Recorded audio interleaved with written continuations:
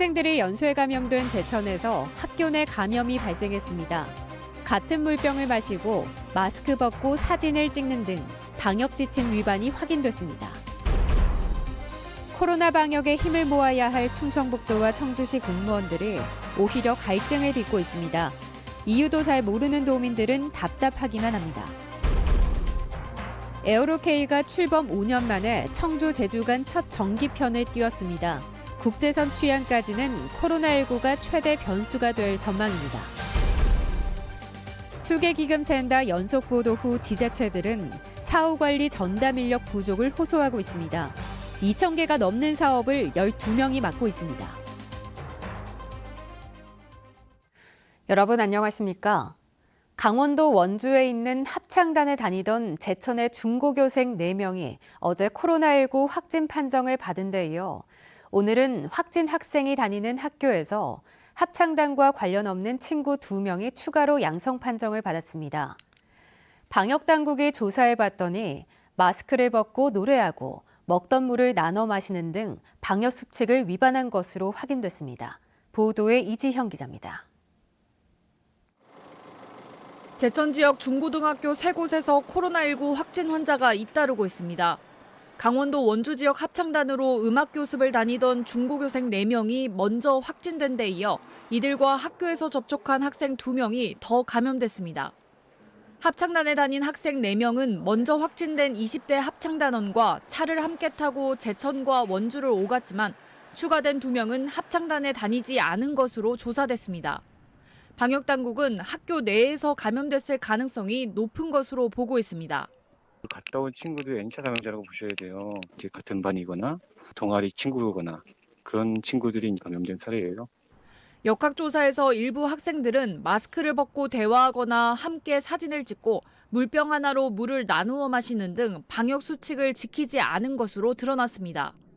사적인 자리에서 물을 이렇게 나눠 마셨는가 봐요. 선생님들, 이 애들, 학생들을 인당 뭐 한 30명씩 이렇게 지도를 하다 보니까 다 일일이 따라갈 수도 없는 거고. 합창단 활동을 할 때도 마스크를 벗고 식사를 했다고 진술한 것으로 알려졌습니다. 제천에서는 지금까지 확진자 발생 3개 학교를 중심으로 1,500여 명에 대한 진단검사가 이뤄졌고 같은 반 학생과 교사 등 120여 명이 자가격리에 들어갔습니다. 정부에서도 제천시에서도 교육 당국에서도 수십 번 이상 강조드렸던 사항입니다. 마스크를 반드시 착용하여 주시고 청주에서도 중학생 1명이 확진돼 해당 학교와 이 학생이 다닌 학원으로 역학조사가 확대됐습니다. 코로나 4차 유행 우려가 커지는 요즘 방역 피로감이 커진 학교에서 코로나 차단에 비상이 걸렸습니다. MBC 뉴스 이지연입니다. 코로나19 확산세에 어느 때보다 긴밀하게 손을 맞잡아야 할 충청북도와 청주시 공무원들이 갈등을 빚고 있습니다. 충청북도가 특별 방역 지원단을 청주시에 파견한 게 발단이 됐는데 무엇이 문제인지 도민들은 답답합니다. 보도에 김영일 기자입니다. 청주에서 발생한 코로나19 확진 환자는 지난주에만 무려 63명. 감염자가 하루 11명까지 속출하면서 충청북도는 지난 13일 보건정책과장을 단장으로 5명의 특별 방역 지원단을 청주시에 파견했습니다. 청주시와 사전 논의는 없었습니다. 그럼 시랑 상의는 있었나요? 그 전에 파견하기 전에? 공식적으로 상의는 없었던 걸로 알고 있습니다. 사전에. 일방적인 조치에 청주시 공무원들은 들끓었고 결국 공무원 노조는 반대 성명도 냈습니다. 현장에서는 과중한 업무에 시달리고 방역 인력 지원도 시급하지만 충청북도가 감시하고 지시할 고위직들만 일방적으로 내려보냈다는 겁니다. 5명 정도 지시할 사람만 내려오느냐, 그거는 여기 방역이 잘 되고 있는지, 여기 방역 책임자들이, 방역 담당 공무원들이 잘하고 있는지를 감시하기 위해서 온 게 아니냐. 충청북도는 즉각 반박하고 나섰습니다. 코로나19 조기 차단을 돕기 위해 방역지원단은 역학조사관을 비롯해 방역 전문가들로만 꾸려졌다는 겁니다. 또 지난해 집단 발병이 있었던 괴산과 제천에서도 사전 논의 과정 없이 방역 인력을 지원했는데 청주시 공무원들만 과민 대응으로 갈등을 부추기고 있다고 불편한 속내도 내비쳤습니다. 그냥 나가는 거예요. 뭐 부지사나 시장한테 저희가 5명이 나가도 되겠습니까? 뭐 이렇게 협의를 하고 나간 적은 지금까지 한 번도 없었고 그걸 갖고 문제를 삼은 적도 지금까지 한 번도 없었어요. 위기 상황에 서로 힘을 모으자는 일이 이렇게 볼썽사나운 갈등으로 비화할 이유가 있냐며 지켜보는 도민들의 시선은 곱지 않습니다. 그렇게 생각한다는 자체가 좀 그런 것 같아요. 왜냐하면 지금 코로나가 같이 뭐 협력해서 이걸 어떻게 하자 이렇게 생각을 해야 되는데 서로 싸우기 바쁜 모습은 좋아 보이진 않는 것 같아요. 과연 무엇이 문제이고 최선의 방법인지 이유를 알기도 쉽지 않은 공직 내부의 갈등 속에 안 그래도 힘겨운 도민들은 뒷전으로 밀리고 있습니다. MBC 뉴스 김영일입니다. 충북 지역 어린이집들이 코로나19 예방 차원에서 봄 소풍과 외부에서 음식물을 먹는 행사를 모두 취소했습니다. 학부모가 동의해 견학과 체험 활동을 하더라도 최대 30명을 넘지 않고 다른 지역으로 이동하지 않기로 했습니다. 또 보육 교직원뿐 아니라 특별활동 강사도 월 1회 코로나19 의무검사를 받도록 했습니다. 충북도 내 어린이집에서는 지난해부터 교직원 8명과 어린이 4명이 확진 판정을 받았습니다. 충북 소방공무원 신규 채용 체력 시험이 코로나19 확산세로 연기됐습니다.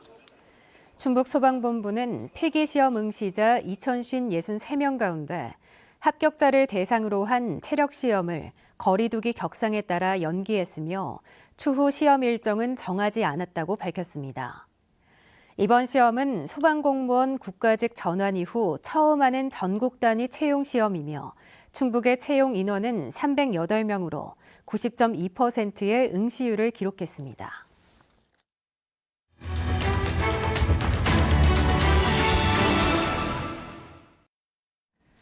MBC 충북은 환경부의 수계기금 주민지원 사업의 실태와 문제점과 관련해 집중 보도하고 있습니다. 한강, 금강 등 상수원 관리지역 주변에 해마다 1,300억 원이 쓰이고 있는데요. 환경부가 대대적인 개선책을 내놓긴 했지만 여전히 풀어야 할 과제들이 남아 있습니다. 조미애 기자가 짚어봤습니다. 이장과 다른 두 가구만 주민들 몰래 수계기금을 받아 수년간 공용 농기계를 독식하고 수혜 대상에서 빠졌는데도 2년간 지원금이 지급돼 뒤늦게 적발되는가 하면 외지에서 가게를 운영하며 실거주하지 않는데도 2년간 170여만 원이 지급되는 일까지.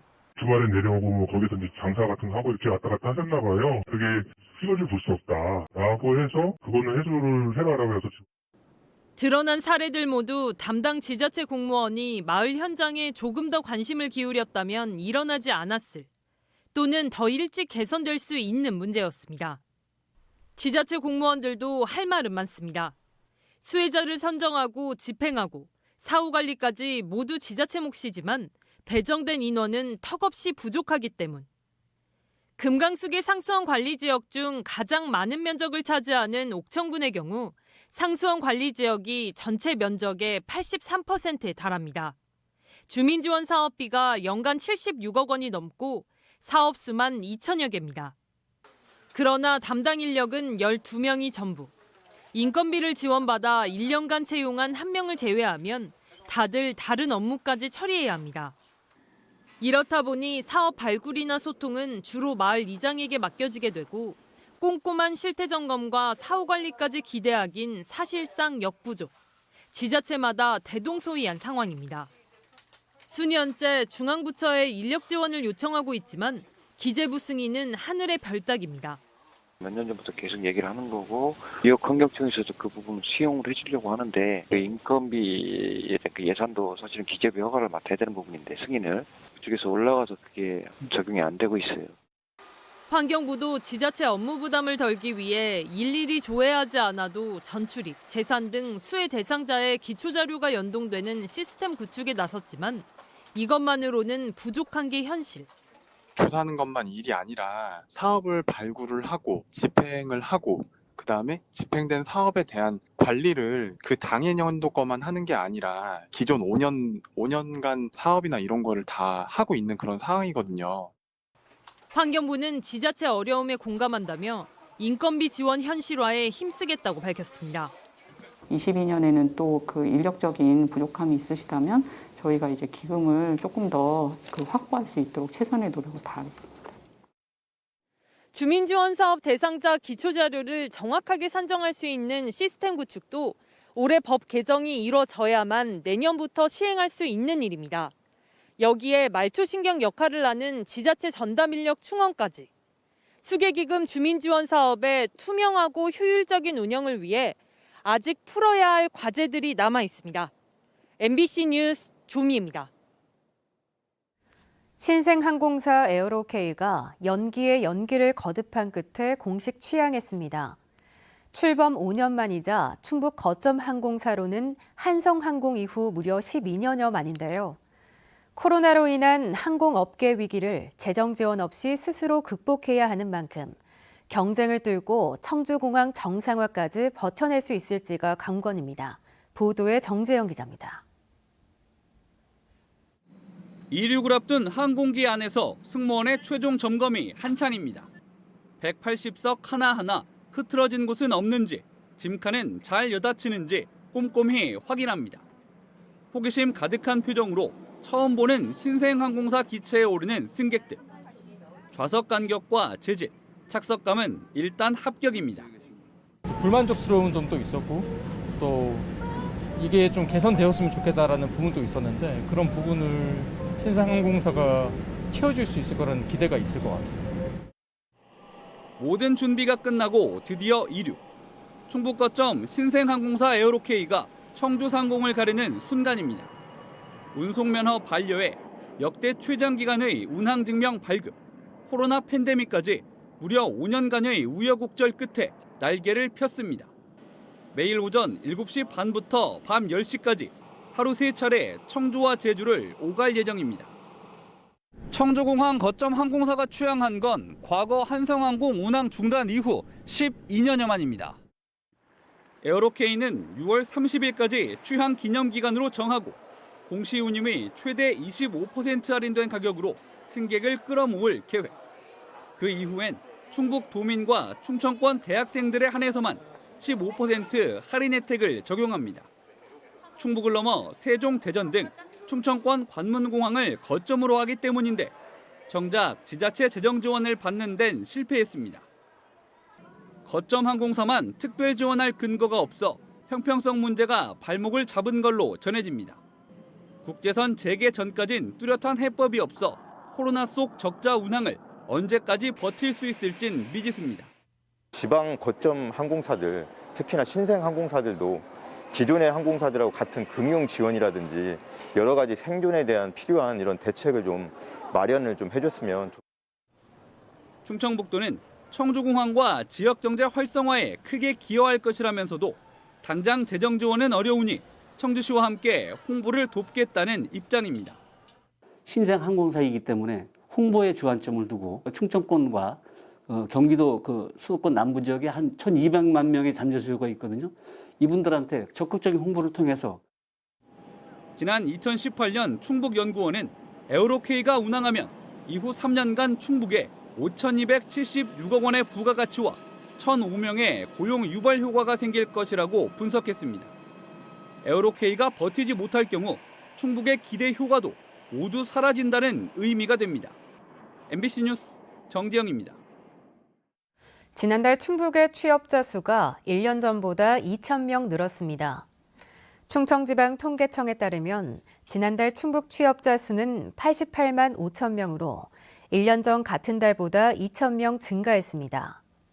실업자는 2만 5천 명으로 4천 명이 감소해 실업률은 2.7%로 1년 전보다 0.5%포인트 하락했습니다. 화물연대본부 충북 중부지부 화물 노동자들은 진천의 한 오리 가공업체 앞에서 결의대회를 열고 노동여건 개선을 촉구했습니다. 이들은 지난달 한 화물기사의 손가락이 절단되는 사고가 발생했음에도 업체 측은 책임을 외면하고 지속해서 과적 운행을 강요당하고 있다며 산재 인정 등 개선책을 요구했습니다. 이에 대해 업체 측은 빠른 시일 내 문제를 해결하기 위해 노력하고 있다고 밝혔습니다. 오늘 낮 12시 반쯤 진천군 광해원면의 한 금속 파이프 제조 공장에서 불이 나 30여 분 만에 진화됐습니다. 연기를 발견한 공장 직원 10여 명이 옥내 소화전으로 초기 진화에 나섰지만 집진 설비 내부가 불에 타 500만 원의 재산 피해가 났습니다. 뉴스를 마칩니다. 고맙습니다.